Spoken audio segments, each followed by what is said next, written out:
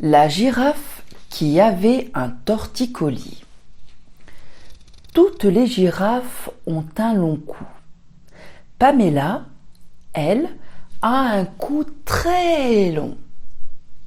Non seulement il lui monte la tête jusqu'au ciel, au-dessus des feuillages, mais il est plus raide qu'un tronc et ne plie pas. Pamela ne se penche pas vers la terre. Pour se nourrir, elle mange des fruits au sommet des arbres. Pour boire, elle avance sa langue en haut d'une cascade qui coule entre les rochers. Jamais elle n'a lapé une flaque, ni brouté de l'herbe. Jamais elle n'a salué les zèbres, les gazelles, les buffles, les hyènes, les rongeurs. En fait, Pamela ignore ce qui se passe en dessous de son cou.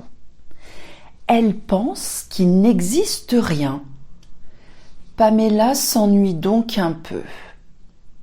De temps en temps, elle échange quelques mots avec des éléphants, mais cela la fatigue, puisqu'elle les dépasse, même en se forçant, elle ne distingue que le haut de leur crâne. Elle essaie de trouver des camarades parmi les seuls animaux à son niveau, les oiseaux. Or, les oiseaux travaillent continuellement. Ils doivent rassembler des matériaux pour construire leur nid, faire des petits, les élever, les nourrir, leur apprendre à voler. Ensuite, ils recommencent. Pamela adore la musique. Quand elle demande à son ami Toc Toc Toc le toucan de chanter avec elle, Toc Toc Toc ouvre son immense bec orange, ravi, et ils entament un duo ensemble. Seulement, après 5 minutes, il repart vite, car ses enfants piaillent de faim.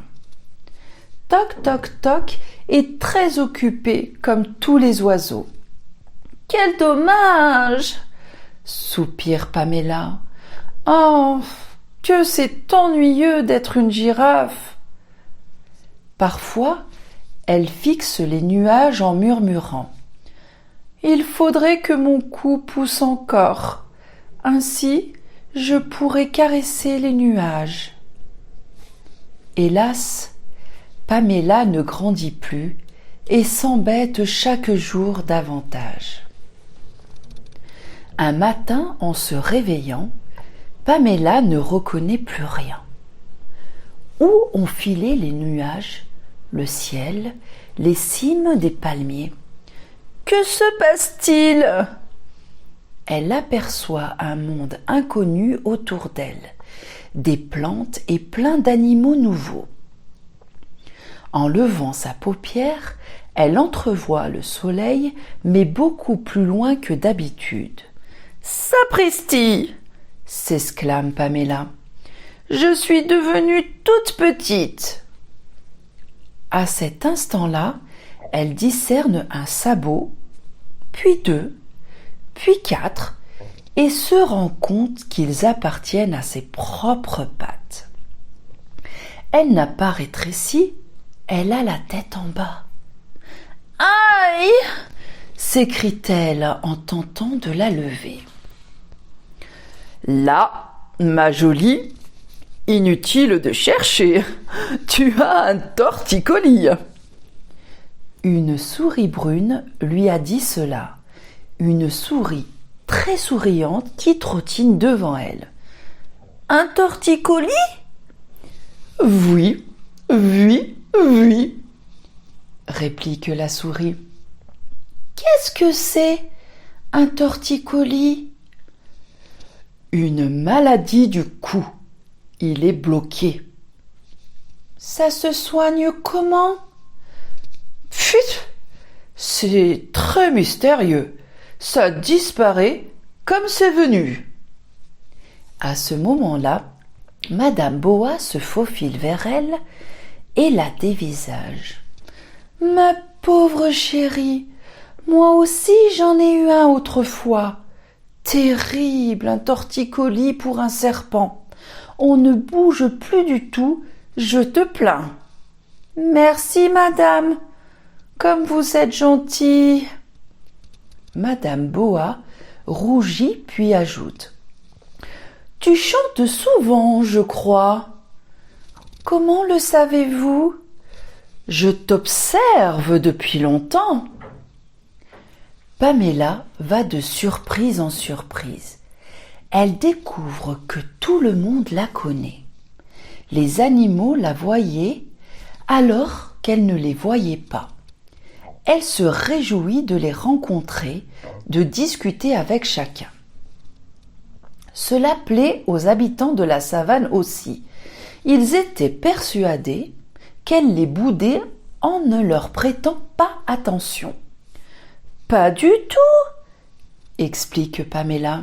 « J'étais coincée là-haut. Pas moyen d'incliner la tête. »« Souffrais-tu déjà d'un torticolis ? » ?»« J'ai sans doute toujours eu un torticolis. D'abord, un torticolis en haut du cou. Maintenant, un torticolis en bas du cou.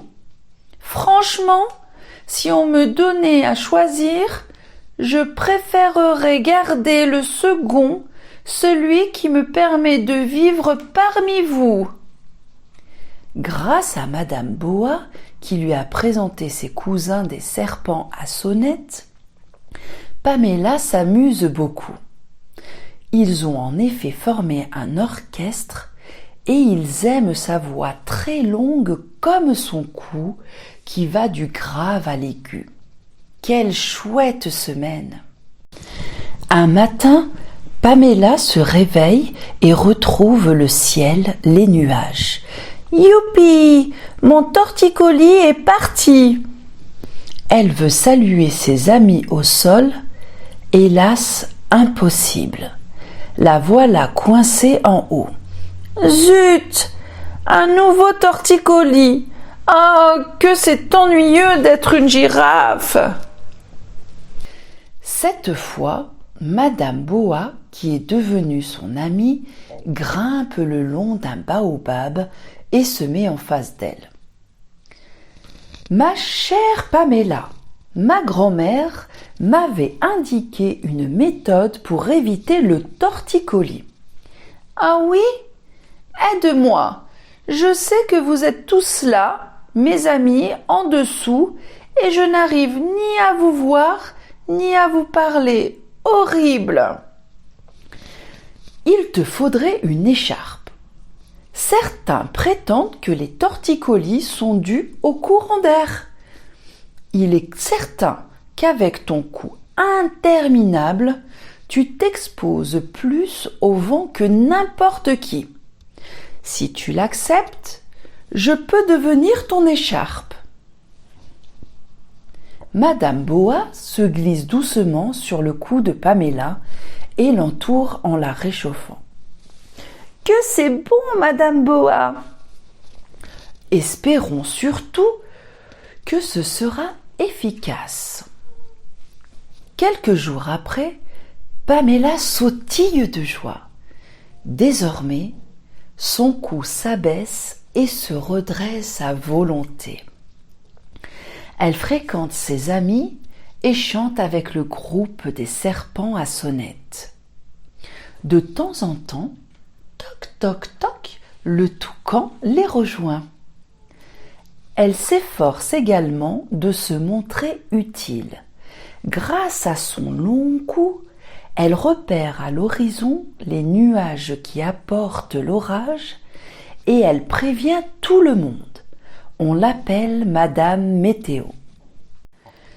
Quand on la remercie, elle dit toujours « Vous m'avez aidé, je vous aide. Le monde est tellement merveilleux quand on l'habite à plusieurs.